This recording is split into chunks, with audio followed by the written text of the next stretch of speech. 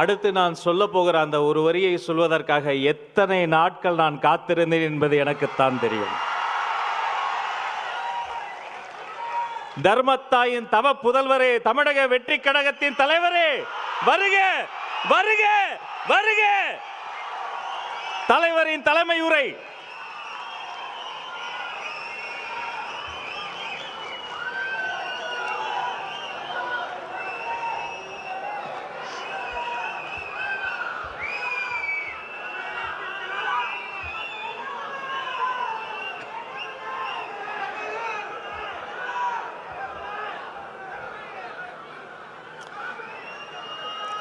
என் நெஞ்சில் குடியிருக்கும்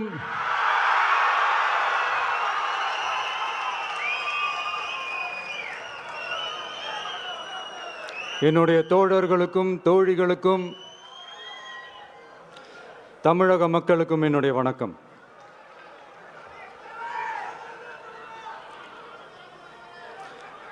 நம்ம குடும்ப உறவுகளை இழந்ததுனால சொல்ல முடியாத வேதனையிலும் வலியிலும் இவ்வளோ நாளாக இருந்தோம். அப்படிப்பட்ட அந்த சூழலில் நம்ம சொந்தங்களின் மனம் பற்றி இருக்க வேண்டியது நம்மளுடைய கடமை. அதனால தான் அவங்களோட சேர்ந்து அமைதி காத்து வந்தோம். ஆனால் இப்படி அமைதி காத்து வந்த நேரத்தில் நம்மளை பற்றி வன்ம அரசியல் வலைகள், அர்த்தமற்ற அவதூறுகள்னு இந்த மாதிரி நிறையா விஷயங்கள் நம்மளை பற்றி பின்னப்பட்டன, பரப்பப்பட்டன. இது எல்லாமே சட்டம் மற்றும் சத்தியத்தின் துணை கொண்டு துடைத்து எறிய தான் போகிறோம்.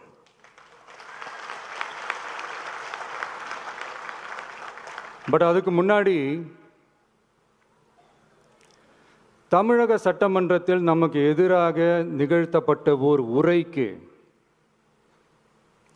ஒரு நாகரிக பதிலடி கொடுக்கணும்னு நான் நினைக்கிறேன்.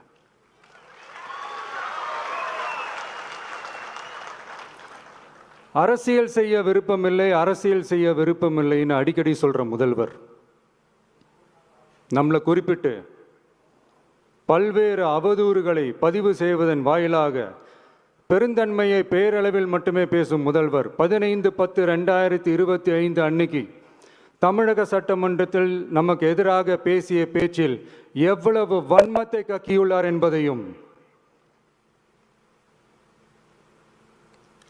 எப்படிப்பட்ட ஒரு அரசியல் செய்ய முயல்கிறார் என்பதையும்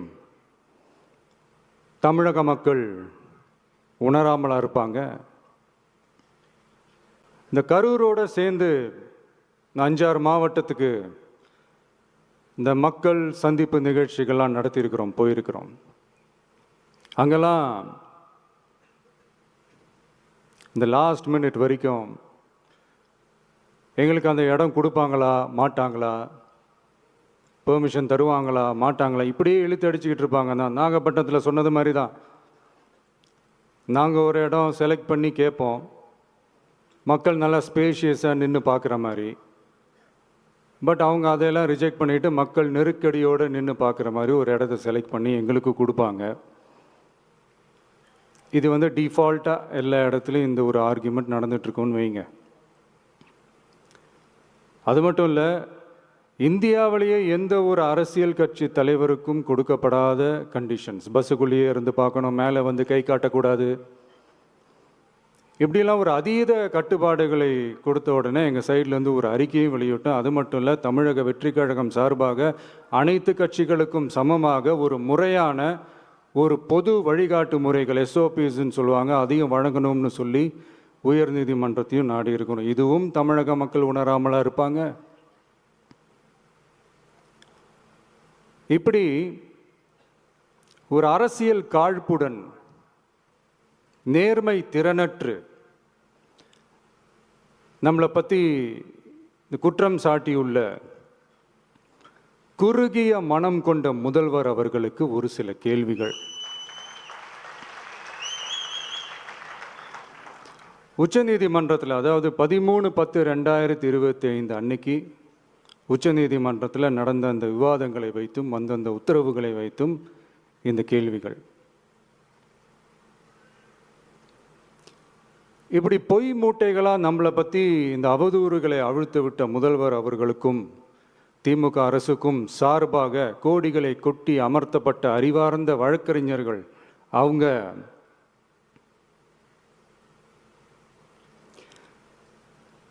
இந்த கபட நாடக திமுக அரசோட தில்லுமுல்லுகளை தாங்கி பிடிக்க இயலாமல் உச்ச நீதிமன்றத்தில் திக்கு திணறி நின்றது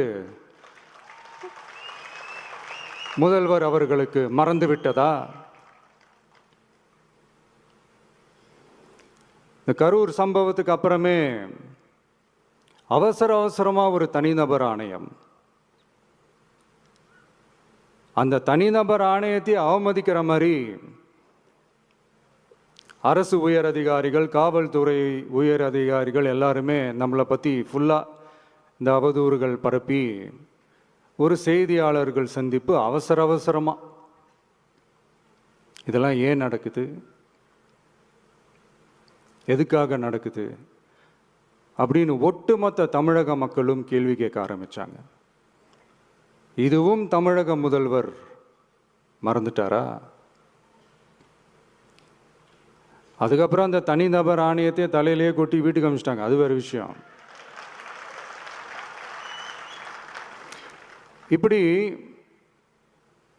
இப்படிலாம் கேள்வி கேட்ட உடனே ஏதாவது பதில் சொல்லி ஆகணும்ல. அதனால சட்டமன்றத்தில் பேசும்போது உண்மை நிலையை தெளிவுபடுத்தத்தான் அப்படின்னு ஏதோ இந்த சட்ட ரீதியாகவும் சத்தியத்திற்காகவும் நடந்தது போல ஏதோ சாமர்த்தியமாக பேசுகிறதா நினச்சி பேசியிருக்காங்க. இப்படி ஒரு 50 வருஷமாக பொது வாழ்க்கையில் இருக்கிற ஒருத்தவங்க ஒரு முதல்வர் அவர்கள் சொன்னது எவ்வளவு பெரிய ஒரு வடிகட்டின பொய், சப்பை கட்டுன்னு நான் சொல்லலை, உச்ச நீதிமன்றம் சொல்லியிருக்கிறாங்க. அவங்க சொன்னதெல்லாம் கொஞ்சம் என்னன்னு கொஞ்சம் லைட்டாக பார்ப்போமா? The comments which have been made before the media by the top officers of the police department may create doubt in the minds of the citizenry on impartiality and fair investigation. The faith and trust of the general public on the process of investigation must be restored in the criminal justice system. அதாவது அரசு காவல் உயர் அதிகாரிகள் ஊடகங்களிடம் பேசியது என்பது பொதுமக்களிடையே நியாயமான விசாரணை நடக்குமா என்ற சந்தேகத்தை ஏற்படுத்தக்கூடும் என்றும், நியாயமான விசாரணை மூலமே அந்த சந்தேகத்தை மீட்டெடுத்தே ஆக வேண்டும் என்றும் உச்சநீதிமன்றம் தமிழக அரசின் தலையில் ஓங்கி நறுக்கு நறுக்கு நறுக்கு என்று கொட்டியதை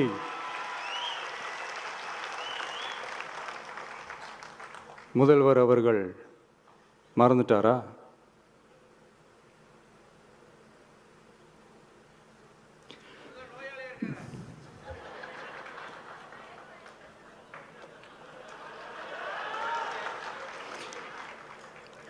மாண்புமை சென்னை உயர்நீதிமன்றத்தின் மாண்புமிகு நீதியரசர் SIT அமைத்து உத்தரவிட்டார் அல்லவா? அந்த உத்தரவை ஏதோ சட்டத்தின் மீதும் நீதி பரிபாலனத்தின் மீதும் மரியாதை கொண்டவர்கள் போல ஒரு நாடகத்தனமான கொண்டாட்டத்தை திமுகவும் திமுகவிற்கு ஒத்து ஊதுவோரும் நடத்தி கூத்தாடி குதூளித்தனர் அல்லவா? தாவேகாவிற்கு எதிராகவும் நமக்கு எதிராகவும் உயர்நீதிமன்ற மாண்புமிகு நீதியரசர் தீர்ப்பளித்து விட்டதாக விதந்தோதி விழா எடுத்தனர் அல்லவா? அந்த உத்தரவை குறித்து சொல்லும்போது எந்த ஆவணத்தின் அடிப்படையில் அந்த உத்தரவு அமைக்கப்பட்டது? நான் கேட்கல, உச்சநீதிமன்றம் கேட்டிருக்கிறாங்க. The judgment is completely silent about how learned single judge arrived at such a conclusion and what material was pursued by the court என்று உச்சநீதிமன்றம் உரத்த குரலில் கேள்வி கேட்டது. அப்போதும் கூட உச்சநீதிமன்றத்தில் திமுக அரசுக்காக வாதாடிய அறிவார்ந்த மூத்த வழக்கறிஞர்கள் பதில் சொல்ல இயலாமல் வாய் மூடி மௌனம் காத்ததை நாடே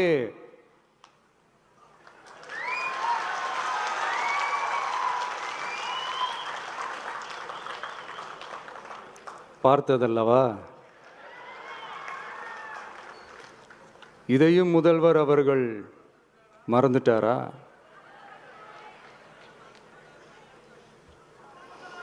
Such petition ought to be dealt with by the division bench, registering as public interest litigation in right earnest and not to be dealt with by a single bench. அதாவது பொது வழிகாட்டு முறைகளான எஸ்ஓபி அமைக்கப்பட்டு வெளியிட வேண்டும் என்ற கோரிக்கையுடன் வந்த ரிட் மனுவை நீதிபதிகள் டிவிஷன் பெஞ்ச் தான் கையாள வேண்டும். தனி நீதிபதி பெஞ்ச் கையாளக்கூடாது என்றும் உச்சநீதிமன்றம் சொன்னதல்லவா? அது மட்டுமா, கோரிக்கையே இல்லாமல் எஸ்ஐடி அமைக்கப்பட்டது எந்த வகையில் சரி என்றும் கேள்வி எழுப்பியது உச்சநீதிமன்றம். இது எல்லாமே அறியாமலோ இல்லை அறியாதது போலவோ உச்சபட்ச அதிகார மயக்கத்தில் இருந்து பேசினாரோ முதல்வர் அவர்கள்? மனிதாபிமானம், அரசியல் அறம், மாண்பு இதெல்லாம் எதுவுமே இல்லாமல் வெறும் பேச்சில் மட்டுமே பேசிக்கிட்டு அரசியல் ஆதாயம் தேடுற ஆட்டத்தை ஆடத் தொடங்கிவிட்டார் முதல்வர் அவர்கள்.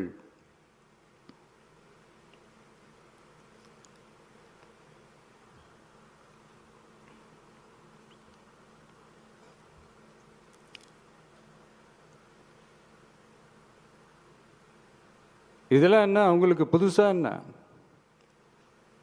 1969க்கு அப்புறமே எப்போ கட்சி அவங்க கைக்கு வந்ததோ, இன்னும் குறிப்பாக சொல்லணும்னா 1972க்கு அப்புறம் கேள்வி கேட்க ஆளே இல்லாமல் போச்சுல்ல, அதுக்கப்புறமே இந்த திமுக தலைமை இப்படி தானே இருக்குது.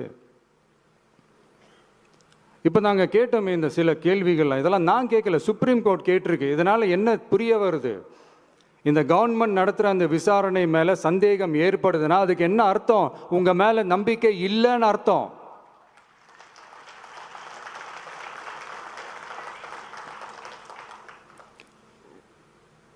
இதெல்லாம் ஏன் எதுக்காகன்னு முதல்வர் அவர்களுக்கு புரியுதா?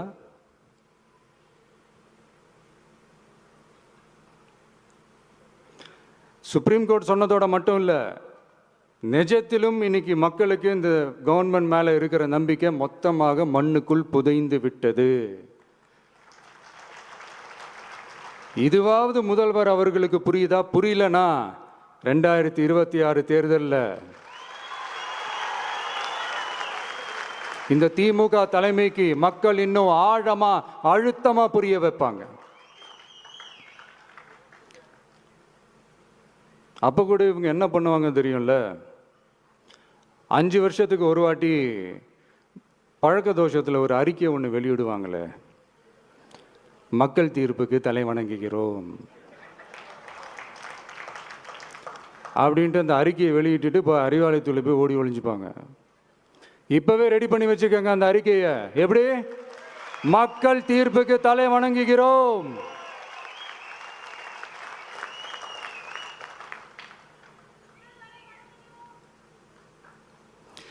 நான் போன பொதுக்குழுவில் சொன்னதை தான் இங்கே நான் திரும்பவும் சொல்கிறேன்.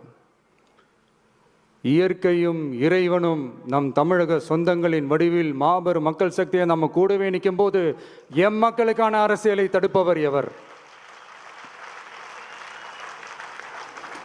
அதனால் தோழர்களே, நமக்கு வந்திருக்கிற இந்த இடையூறு வெறும் டெம்பரவரி மட்டும்தான். எல்லாத்தையும் தகர்த்தெறிவோம், மக்களோட கை கோர்த்து நிற்போம், மக்களோட களத்தில் போய் நிற்போம்.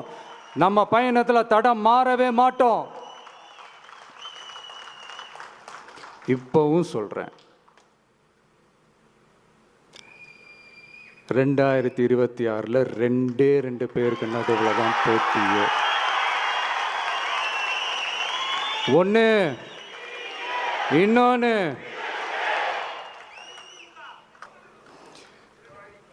இந்த போட்டி இன்னும் ஸ்ட்ராங்காக மாறப்போகுது.